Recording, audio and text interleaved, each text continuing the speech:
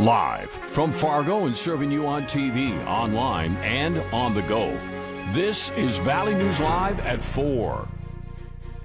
Here's a look at today's top 4 at 4. Fargo Public Schools is reopening a virtual academy option for elementary students currently going to school in person. This is due to the district moving elementary schools to distance learning 1 day per week. For more information on how to enroll your child, visit our website at valleynewslive.com. And the Fargo Fire Department is still investigating the fire that tore through a 24-unit apartment building on the city's far north side early Sunday morning. We now know that all residents in the building on 33rd Avenue North have been relocated.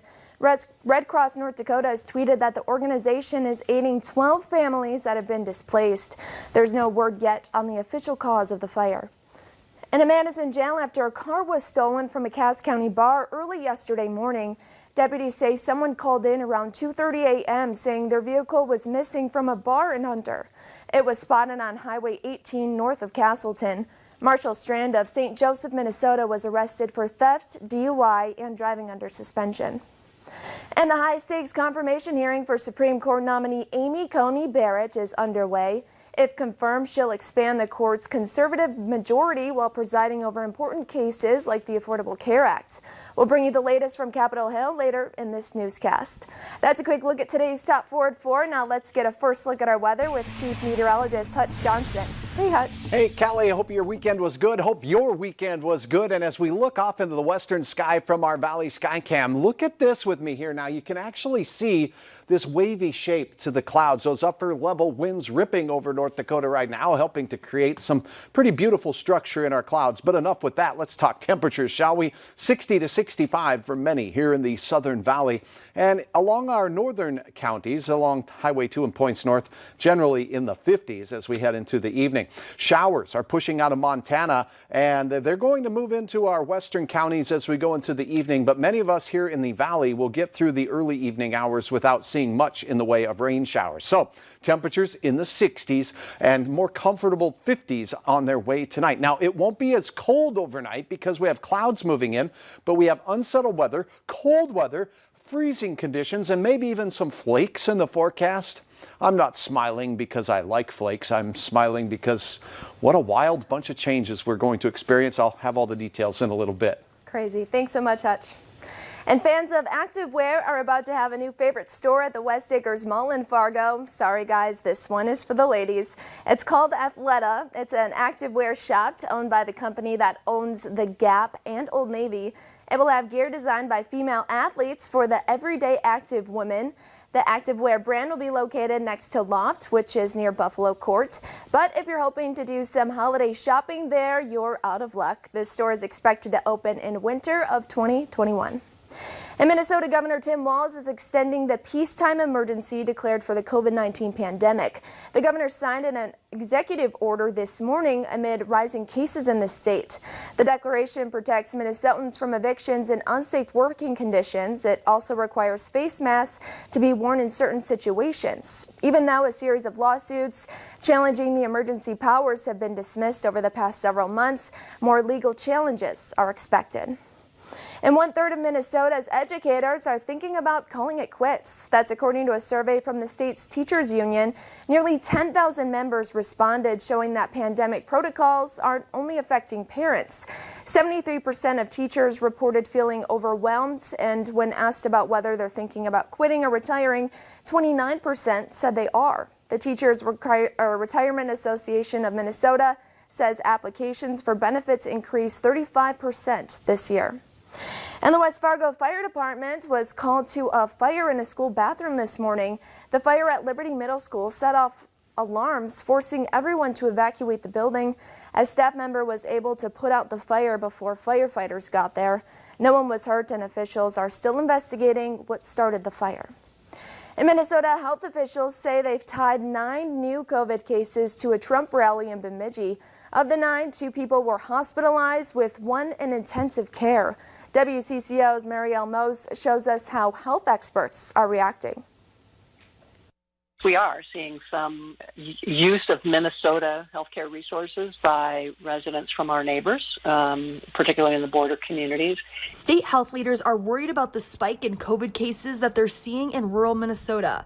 Health Director Chris Erzman said there are 12 counties outside the Twin Cities with higher positivity rates than Hennepin and Ramsey counties. From St. Paul to St. Cloud. Erzman added they've been able to trace some positive cases to the President Trump campaign rally in Bemidji 2 weeks ago.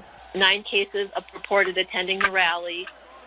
1 case was known to be infectious. There were 2 hospitalizations. This is a hard time. Dr. George Morris is a physician at CentraCare, a hospital group serving people across central Minnesota in counties like Stearns, Candy, Ohio, and Redwood. We have the beds, we have the people, but as we get more of these exposures, what's going to happen to our availability? And that's something to be worried about. Dr. Morris says an increase in cases not only threatens hospital capacity, but also the health of their staff, who are starting to feel the effects of getting sick or taking care of their family members.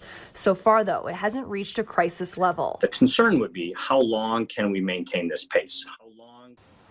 Trump campaign communications director issued a statement saying, quote, tying these cases to an outdoor event that occurred 3 weeks ago where hand sanitizer and face masks were supplied is a stretch.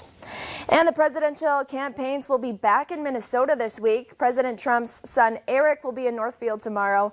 Dr. Jill Biden and Doug Emhoff, the husband of vice presidential nominee Kamala Harris, will travel to the Twin Cities and Rochester on Thursday. And President Trump's doctors have signed off on him, letting him back on the campaign trail. However, there are still questions about the president's health following his battle with the coronavirus. Deborah Alfarone has more details from the White House. President Trump is back on the campaign trail today, headed to Florida for a rally in the Orlando area. He told supporters last night he's recovered from the coronavirus and ready to go. I've been tested totally negative. I'm going to be out in Florida tomorrow working very hard because this is an election we have to win. Neither the White House nor the president's doctors have confirmed that he has tested negative. And when he tweeted yesterday that he's immune from COVID-19 and can't spread the virus, Twitter flagged it as misleading and potentially harmful. It's very difficult to know if someone is infectious or not with the current tests. We still need better and more appropriate testing in the country. New CBS polling shows the president's handling of not only the pandemic, but his own personal battle with the virus has hurt him in the race for the White House. A majority of voters in Michigan, Nevada, and Iowa tell CBS News President Trump has been irresponsible in how he handled his battle with the coronavirus. His reckless personal conduct since his diagnosis has been unconscionable.